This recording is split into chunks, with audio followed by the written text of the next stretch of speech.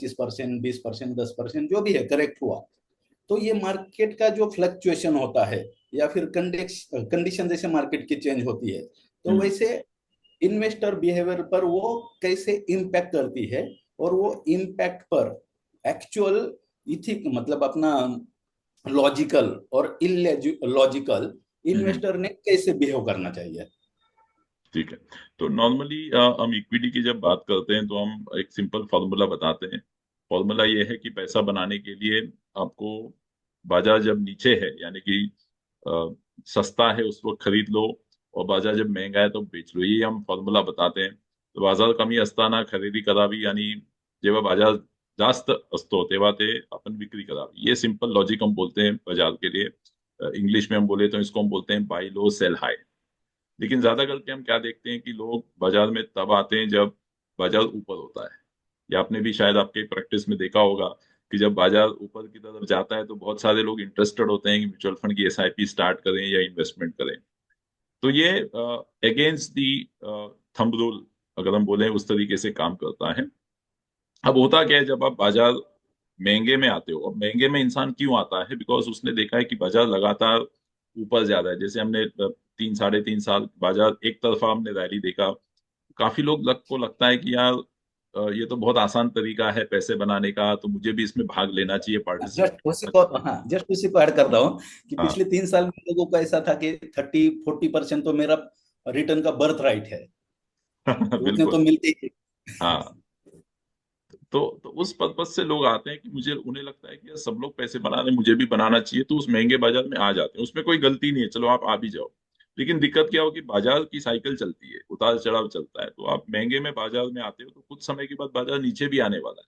और जैसे ही बाजार नीचे आ जाता है उनको डर लगने लगता है, पैनिक आ जाती है, जो हम फियर एंड ग्रीड की बात कर रहे थे, तो ग्रीड में वो आ जाते हैं।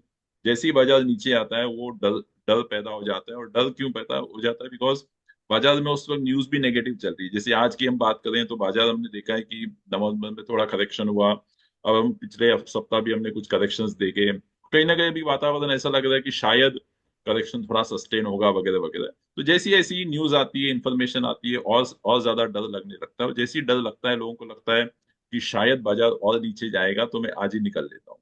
तो इसका अगर हम एग्जाम्पल के माध्यम से देखें तो मान लो कोई बाजार में 100 रुपए निवेश करता है, और इसने इन्होंने तब निवेश किया जब बाजार ऊपर है, और निवेश करने के कुछ महीनों बाद बाजार नीचे आता है।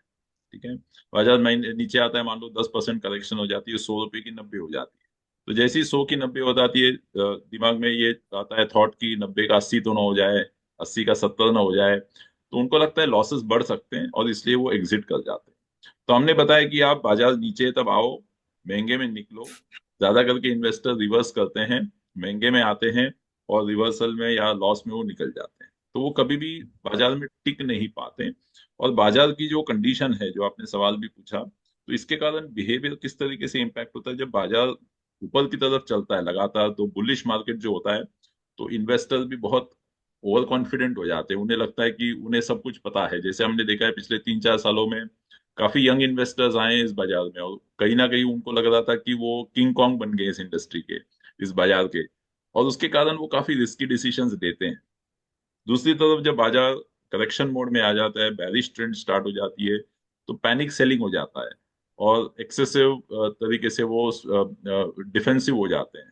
तो दोनों तरीके से आप देखेंगे बाजार की जो रिएक्शन है बुलिश बेरिश ट्रेंड में, साथ ही साथ इकोनॉमी की अगर हम बात करें, इकोनॉमी में क्या चल रहा है, ये सारा चीज कहीं ना कहीं उस बिहेवियर को एम्पलीफाई कर देता है। तो डर और ग्रीड तो ऑलरेडी हम में है। बुलिश फेज में हमको लगता है कि हम कुछ भी हाथ लगाएंगे तो वो सोना बन जाएगा, और बैरिश फेज में हमें लगता है कि सब कुछ खत्म होने वाली है कोविड की तरह। तो ऐसा, ये जो सारी इवेंट्स होती हैं वो कहीं ना कहीं इन्वेस्टर को रेगुलरली इम्पैक्ट करते रहती है।